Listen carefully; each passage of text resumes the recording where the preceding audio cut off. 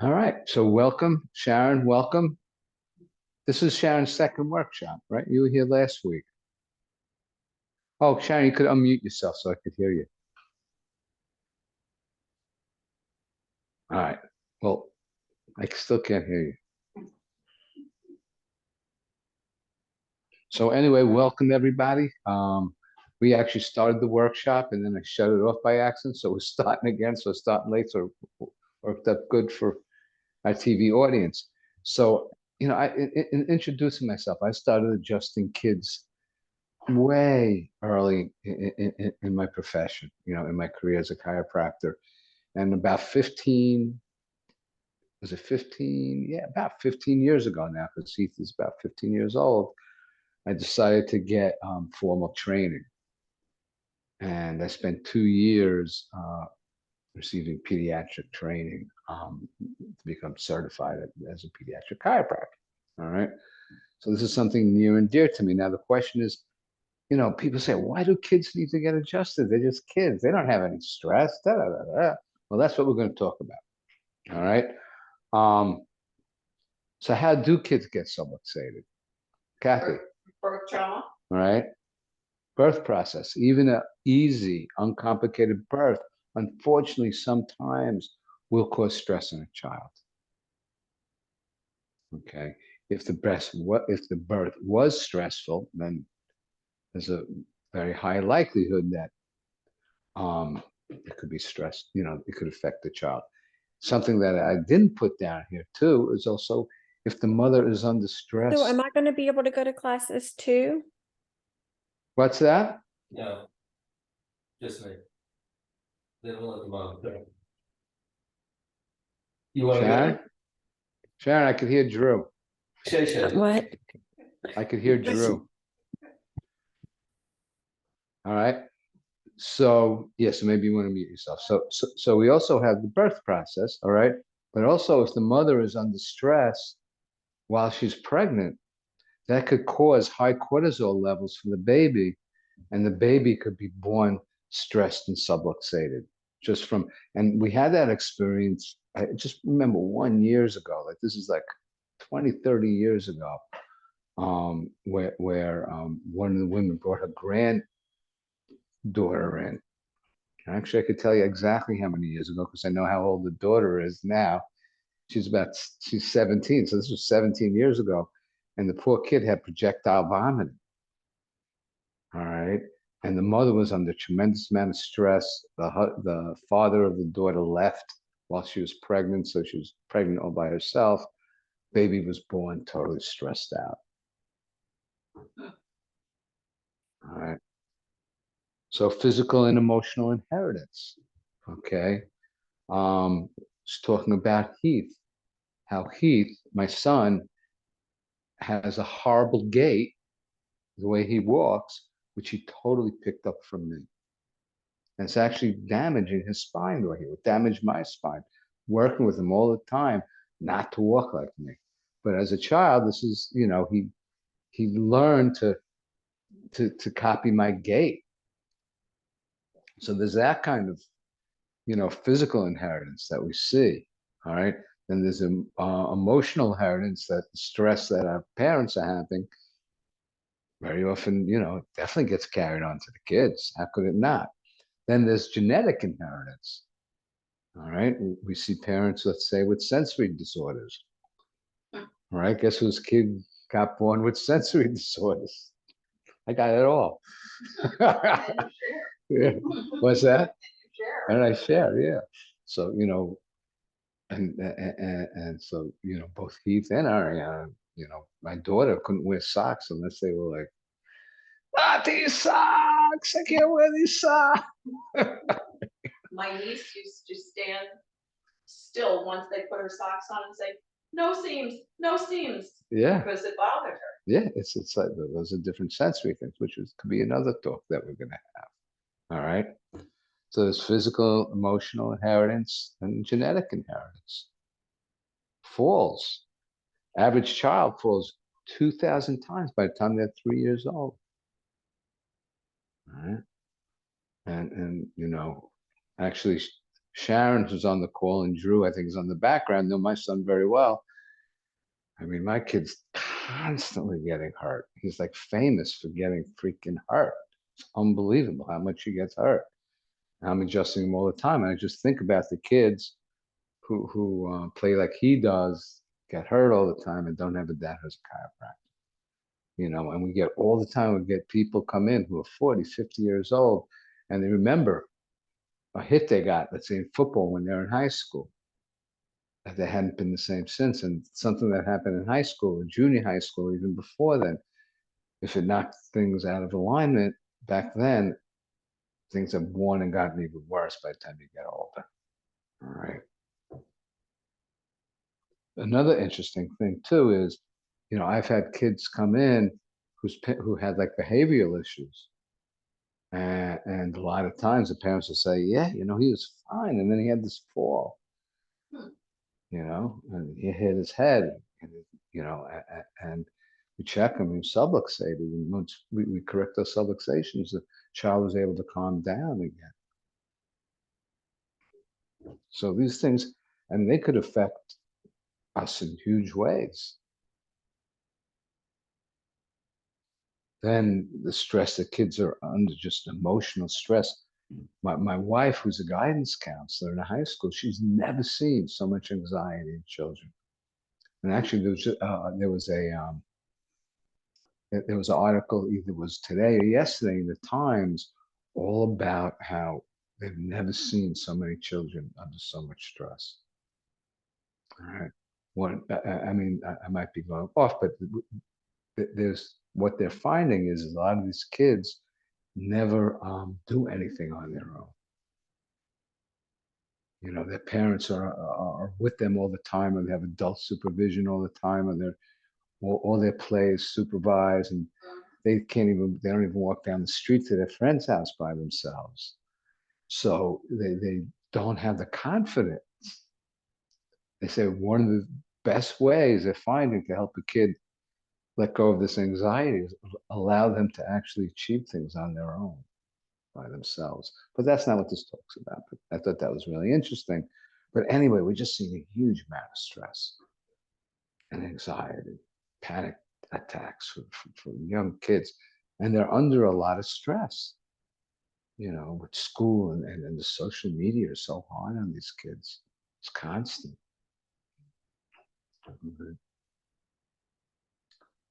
So this was just, so one of the ways that kids get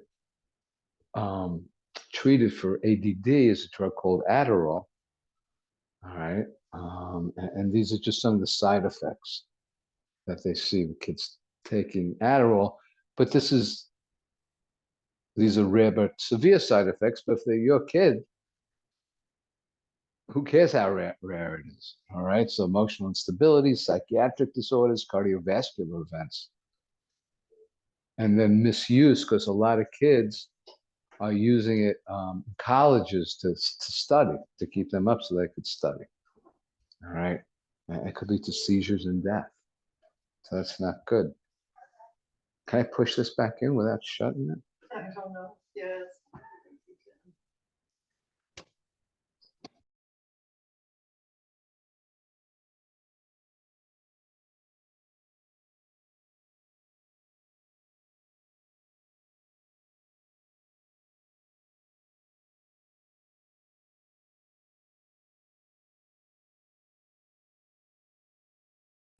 Maybe we were able to All right. reconnect. Okay, recording's back on. All right. So we also have, so it might be a separate thing. We could put part one, part two. So then I kind of jumped to this antibiotics. What we're talking about is one of the effects of subluxations that we see in kids, all right, are ear infections. All right, this slide might be out of sync where we wanted to be.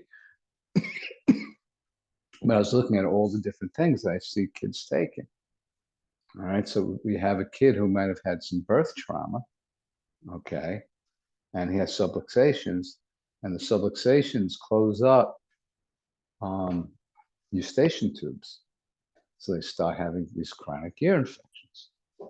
Right? At the same time, a lot of these kids with these chronic ear infections also are very stressed, have ADD, have digestive stuff.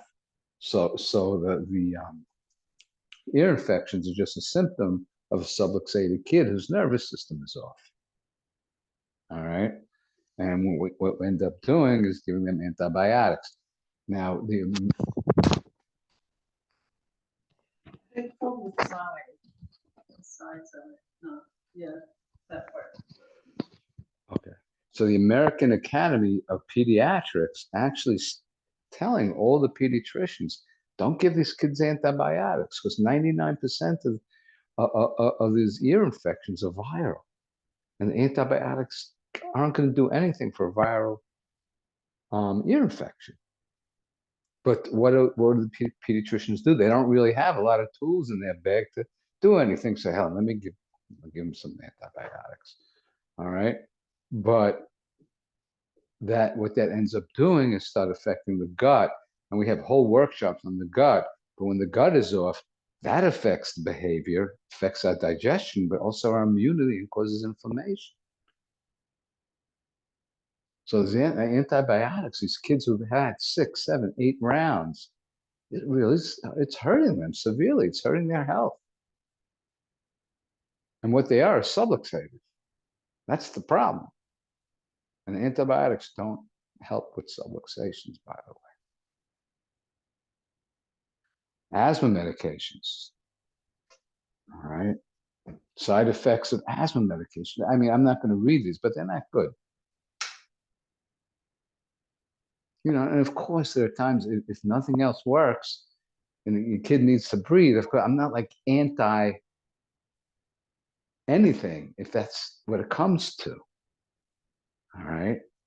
As a last resort. Yeah, this is all from the National Institute of Health.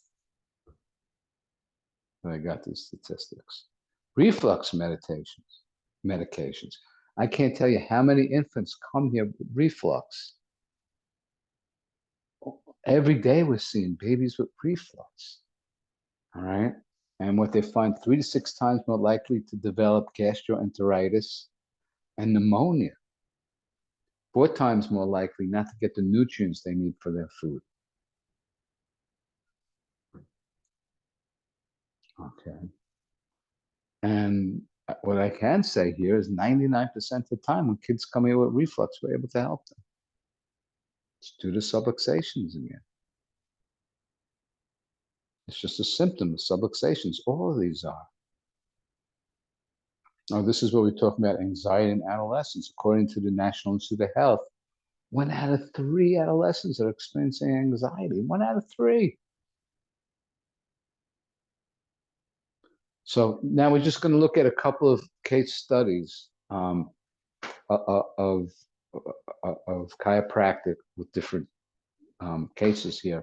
This is one I thought which was great.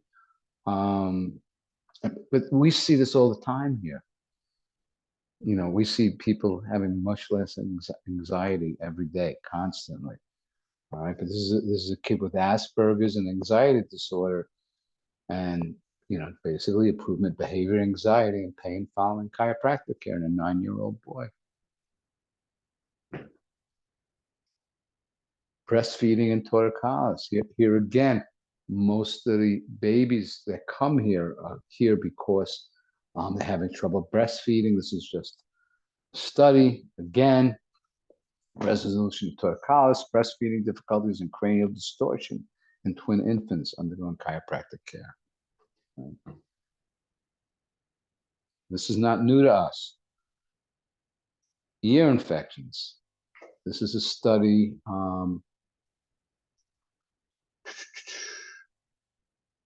You know what? I missed part of this, but this was done for like quite a few hundred kids. All right. Who received chiropractic care for ear infections. 93% of all episodes improved. 75% in 10 days or fewer, and 43% with only 1 or 2 visits. Better than antibiotics. They're screwing up your kid's gut, right?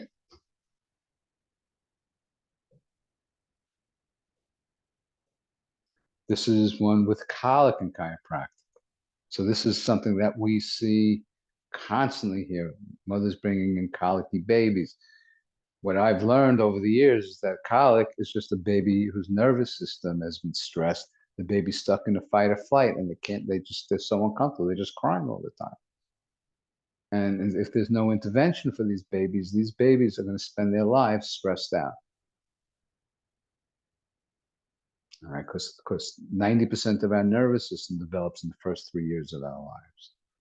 Okay, so anyway, with 104 patients, they saw a good improvement. We see it all the time. We see kids.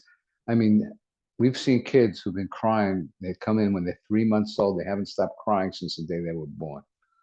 The mother says the only time they're not crying is when they're sleeping.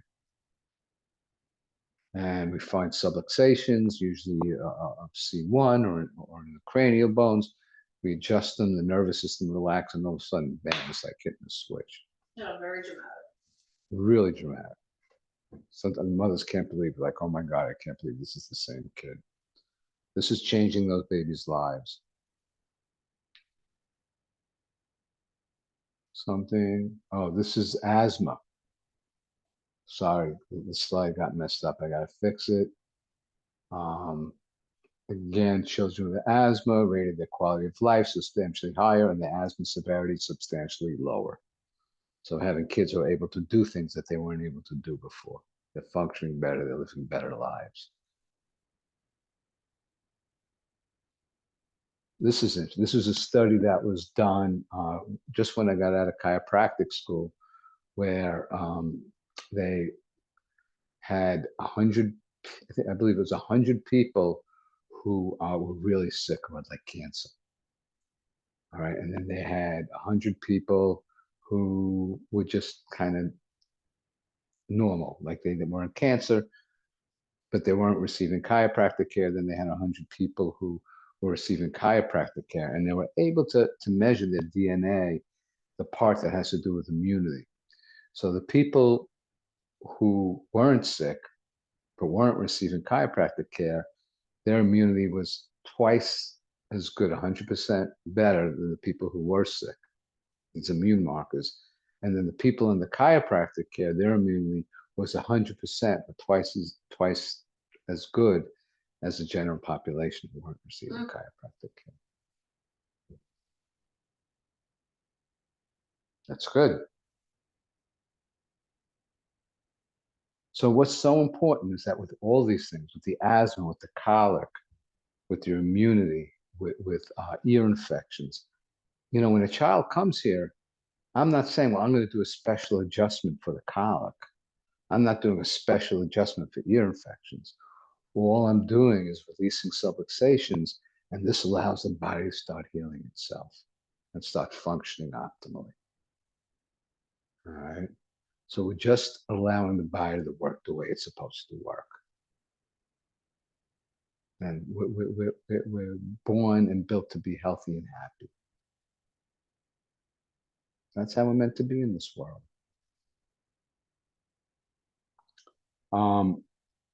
This is something I talk about, the vagus nerve, that exits the upper cervicals, comes out. So often when the subluxations in the skull is C1, this affects the vagus nerve, which affects all the organs, but it's also the brain-gut connection, but also regulates that stress response. So that's one of the reasons why these adjustments have such a dramatic effect on these kids. It is because it releases the vagus nerve.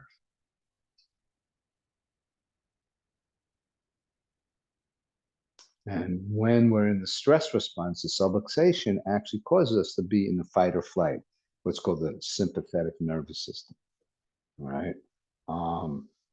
When we are stressed, when our nervous system is in survival, in the fight or flight, wouldn't you say we perceive the world more as a hostile place than as a safe place? Yes. Don't we want our child to see the world more as a friendly place? Yes. Okay. Thank you, everybody.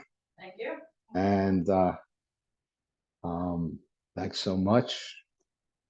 It always shocks me how much I enjoy doing these workshops. It kind of reminds me of why I do what I do. All right, and if anybody knows of any children, that they should at least get checked to see if they do have subluxations. Thank you.